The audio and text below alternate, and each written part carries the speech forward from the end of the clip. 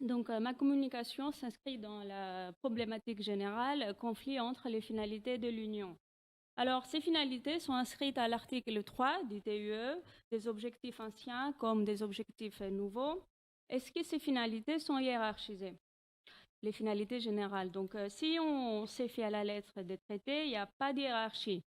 Si on regarde ce qui s'est passé, les réalisations du projet européen, la réponse est peut-être très différente.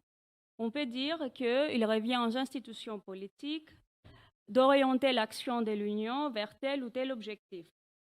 Par ailleurs, en dehors de l'article 3 du TUE, on peut identifier d'autres objectifs plutôt transversaux de l'action de l'Union, tels que l'article 11, la protection de l'environnement, protection de la santé humaine, etc. Donc, en dehors de ces finalités générales de l'Union, pour lesquelles il n'y a pas une hiérarchie apparente, en tout cas, il y a des finalités spéciales, celles des politiques sectorielles de l'Union, comme la PAC. Donc, on va essayer de réfléchir autour de la hiérarchie ou, pour mieux le dire, la conflictualité entre les finalités propres de la PAC. Avant d'aller plus loin, quelques mots rapidement sur l'importance historique de la PAC. Donc, la politique la plus ancienne de la CE, qui symbolise le premier succès comme le premier échec aussi des trois communautés. Une politique aussi importante sur le plan financier parce que elle est allée jusqu'à représenter 3/4 du budget communautaire. Donc, c'est une politique de solidarité financière, mais aussi elle est connue pour des crises comme la crise de la chaise vide, qui s'est soldée par le compromis de Luxembourg. Et c'est justement ce compromis qui a empêché la réforme de la PAC pendant 30 ans. Donc la PAC, selon les traités, c'est une politique. Donc il faut identifier quels sont ses objectifs et quels sont les moyens choisis et mis en œuvre pour atteindre ces objectifs. Mais aussi, c'est une politique qui est qualifiée de commune parce que ceci est prévu dans l'article 39 du TFUE et cette formulation n'a pas changé même après le traité de Lisbonne qui a classé le domaine de l'agriculture parmi les compétences partagées. Donc la PAC cette année, elle a fêté ses 60 ans. Donc le premier règlement, elle date en matière de PAC date de 1962. Elle a été mise à l'épreuve du temps. Est-ce qu'elle est toujours là, hein? Est-ce qu'elle a pris un coup de vieux ou est-ce qu'elle a su rester jeune et actuelle? Donc la PAC, comme c'est le titre de ma communication, elle est à la croisée des chemins. Alors quels sont ces chemins qui se croisent sur sa route et les chemins qui se croisent sur sa route depuis la guerre en Ukraine? Donc la PAC, elle se caractérise par cette capacité d'adaptation, ce qui lui a permis de rester pertinente pendant 60 ans. Elle a fait l'objet de réformes depuis le début des années 90 et le législateur lui a attribué de nouveaux objectifs. Donc la PAC, elle a nourri. Elle continue de nourrir. Est-ce que ça sera le cas dans un avenir proche? Certains craignent que non. Elle a garanti de revenus aux agriculteurs et aussi depuis notamment le XXe siècle, 21e siècle, excusez-moi, elle s'intéresse de plus en plus à l'environnement. On peut dire qu'aujourd'hui, elle est devenue une politique moins agricole et plus climatique, plus verte. Donc, elle est au service des biens publics, comme dit le nouveau règlement sur la PAC, des biens publics qui ne sont pas rémunérés par le marché, tels que le développement durable, par exemple. Donc, dans le schéma initial, la PAC était orientée vers le marché et la protection des produits. Ces réformes, à partir de 1992, marquent un changement d'orientation et de fonctions nouvelles, de fonctions non marchandes. Donc, on va voir dans un premier temps l'orientation initiale de la PAC, la mise en place d'un marché agricole européen, et dans un deuxième temps, la rupture avec le modèle initial. Donc, l'orientation initiale. Donc, l'agriculture et les produits agricoles ne pouvaient pas rester en dehors du marché commun. Donc, il y avait cette forte volonté de le faire bénéficier de la libre circulation des marchandises. Donc, la PAC a été pensée et mise en œuvre comme une politique nourricière, donc une politique qui protège les produits agricoles et les agriculteurs. Et donc, on va s'intéresser au pourquoi de cette politique, donc ses objectifs, et aussi aux moyens mis en œuvre pour les atteindre. Donc, tout d'abord, la nécessité d'une politique commune. La PAC obéit toujours à des finalités qui sont inscrites à l'article 39 du TFUE Et la rédaction de cet article n'a pas changé jusqu'à aujourd'hui, je veux dire dans la version du traité de Lisbonne. Donc les objectifs, ce sont des objectifs à la fois économiques et sociaux qui visent à protéger le consommateur et le producteur. Quels sont ces objectifs? Pour avoir un peu une visibilité. Tout d'abord, augmenter la productivité, relever le niveau de vie des agriculteurs, stabiliser les marchés agricoles, la sécurité des approvisionnements, pour finir avec des prix raisonnables pour le consommateur. Donc, à la lecture de l'article 39 du TFUE, ces finalités ne sont pas hiérarchisées. Et la Cour de justice a admis que ces objectifs n'ont pas à être atteints simultanément et totalement. Ce qui fait que cette absence de hiérarchie va obliger les institutions en permanence à rechercher leur conciliation et non pas la conflictualité. Donc l'opération de conciliation, elle va varier en fonction du contexte socio-économique, des circonstances, des exigences du moment ou encore en fonction des orientations politiques de l'Union européenne.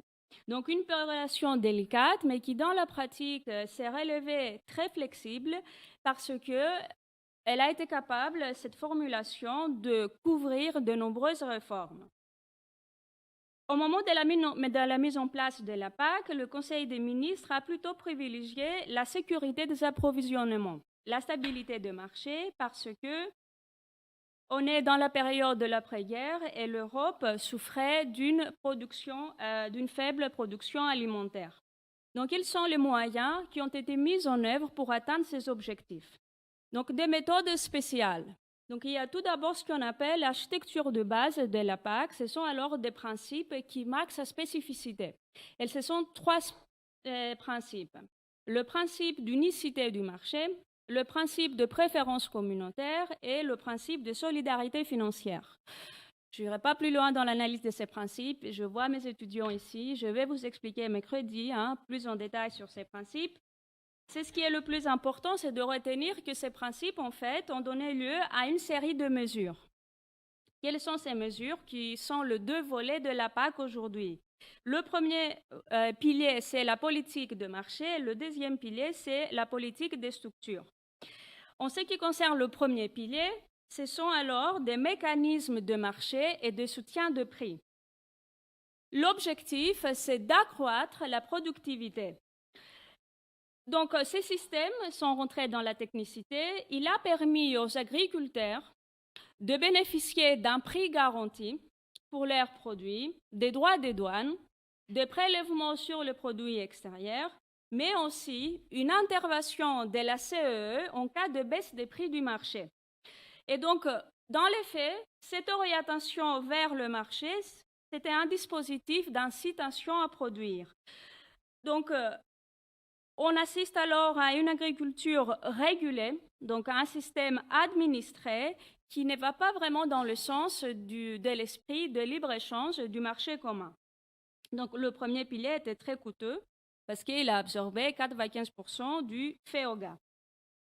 La deuxième politique, c'est ce qu'on appelle la politique des structures. Donc la politique des structures, quelques mots rapidement, c'est une politique qui s'est développée en fonction des besoins. Elle date de 1972 et on peut dire que c'est la toute première réforme de la PAC qui a été mise en œuvre pour lutter contre la surproduction. Donc, elle va consister à mettre en œuvre de mesures ponctuelles qui sont guidées par les besoins du moment. Elle va relever de nouvelles fonctions pour la PAC, comme une dimension territoriale, donc protéger par exemple les milieux naturels, ou encore une dimension de redistribution en faveur des zones ou des productions défavorisées.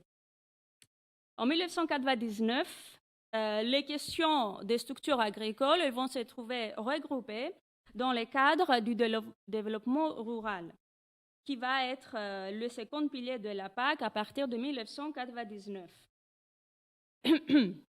Donc, dans ces schémas initial, elle va rester en place jusqu'en 1992. Donc, pendant la période 1958 à 1992, aucune grande réforme de la PAC, parce que, comme on a dit, les réformes étaient bloquées par le compromis de Luxembourg. même si le droit primaire et l'article 39 prévoient d'opérer graduellement les ajustements opportuns pour réaliser les objectifs de l'article 39. Ce qui nous amène à la deuxième partie de mon exposé, la rupture avec le modèle initial, c'est-à-dire les fonctions non marchandes de la PAC. Donc la PAC a été profondément réformée en 1992 et les modifications postérieures ne feront qu'amplifier les effets de la réforme de 1992. Donc les réformes successives, ils ont permis d'adapter les mécanismes pour atteindre les objectifs de la PAC fixés par les traités, mais aussi ils ont assigné à la PAC de nouveaux objectifs. Donc on va alors examiner d'abord les raisons de ces réformes pour finir, pour mieux comprendre les adaptations des méthodes spéciales de la PAC. Donc la nécessité de réforme. Donc on peut identifier deux causes principales de réforme de la PAC. Tout d'abord, c'est le déséquilibre entre les deux piliers de la PAC et puis la remise en cause de la légitimité de la PAC. Donc, déséquilibre entre les deux piliers. Comme on a dit, le Conseil a donné une priorité au premier pilier, c'est-à-dire la politique de marché. C'était un choix d'efficacité, un choix de rapidité, parce que la régulation des marchés agricoles a apporté des résultats rapidement par rapport à une politique de structure. Et comme on a dit, la PAC a été mise en œuvre lorsque l'Europe manquait encore de la plupart des produits alimentaires. À compter du milieu des années 70, le système de la PAC se dérègle. Donc la PAC, elle est victime de ce succès et on peut dire que la nécessité de la réformer, elle tient au résultat qu'elle a pu obtenir. Il y a des excédents de production et en même temps, le coût de la PAC augmente. Donc les excédents apparaissent, c'est pourquoi? Parce qu'il y a ce système de soutien par le prix qui était un système d'incitation à produire. Donc la production agricole commence à dépasser la demande. On parle des montagnes de beurre, ou des lacs de vin. Donc une solution du moment, c'est d'instituer des quotas.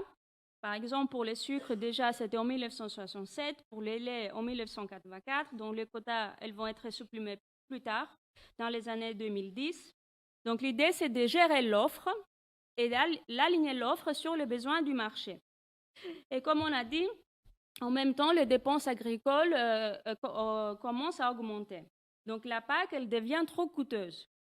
Elle a représenté pour cette période jusqu'en 1990 3/4 du budget communautaire. Il y a les stocks excédentaires qu'il faut gérer et en même temps, comme on sait, le Royaume-Uni n'est pas d'accord avec sa contribution financière. Elle dénonce le coût de sa facture agricole. La France, qui est le premier bénéficiaire, elle a toujours défendu le maintien d'un niveau élevé d'aide agricole. Et en même temps, il ne faut pas oublier que la PAC n'est pas la seule ligne budgétaire des trois communautés. Il y a d'autres politiques que la CE doit gérer, comme la politique de cohésion, qui est aussi une politique importante sur le plan agricole, sur le plan budgétaire, excusez-moi. Donc, deuxième cause de réforme, c'est que la PAC est affectée aussi dans sa légitimité. Tout d'abord par rapport à ses fondements, à ce régime spécifique, mais aussi par rapport à ses liens avec l'environnement. Donc, ces fondements sont remis en cause parce que la CE signe des accords commerciaux préférentiels avec des pays tiers, parce que la CE participe au cycle de négociation au sein du GATT, plus tard au sein de l'OMC. Alors, ce protectionnisme exercé par la CE n'est pas en conformité avec la libéralisation du commerce international. Donc, la communauté a dû revoir à la baisse ses mécanismes de soutien au marché. Et deuxième motif de remise en cause de sa légitimité, c'est que la PAC est à la fois un bienfait pour l'environnement, mais aussi une menace. Parce que les agriculteurs gèrent les ressources naturelles, les terres, l'eau, et leurs pratiques peuvent nuire à l'environnement. Il faut dire en même temps que l'environnement n'était pas une préoccupation des pères fondateurs et il est absent dans les traités constitutifs. Et l'environnement va devenir un objectif de la CE avec l'acte unique européen. Et aujourd'hui, c'est une mission, un des objectifs de l'Union européenne. Il y a la clause transversale de l'article 11 du TFUE, et même l'environnement fait l'objet d'une politique à part entière. Donc, sous l'impulsion du législateur, la protection de l'environnement plutôt, va devenir un objectif de la PAC.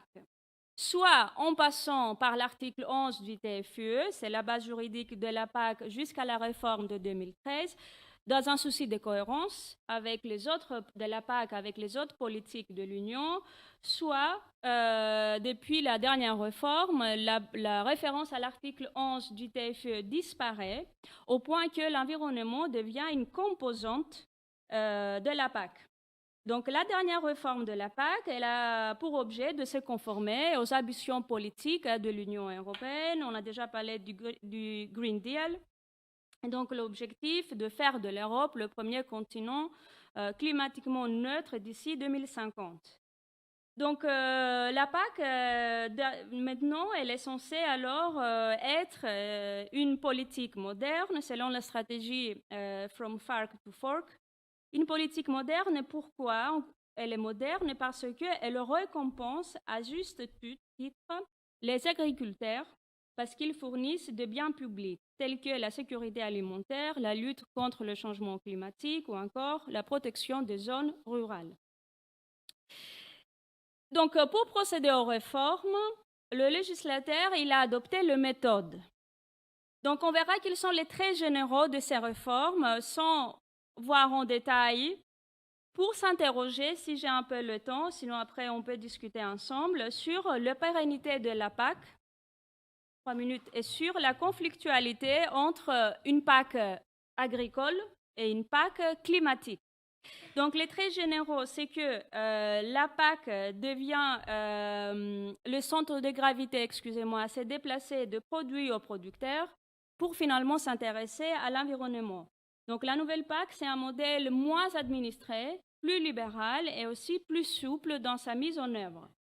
Donc la PAC n'est plus une politique communautaire soumise à un régime spécifique, donc son caractère protectionniste s'est terminé.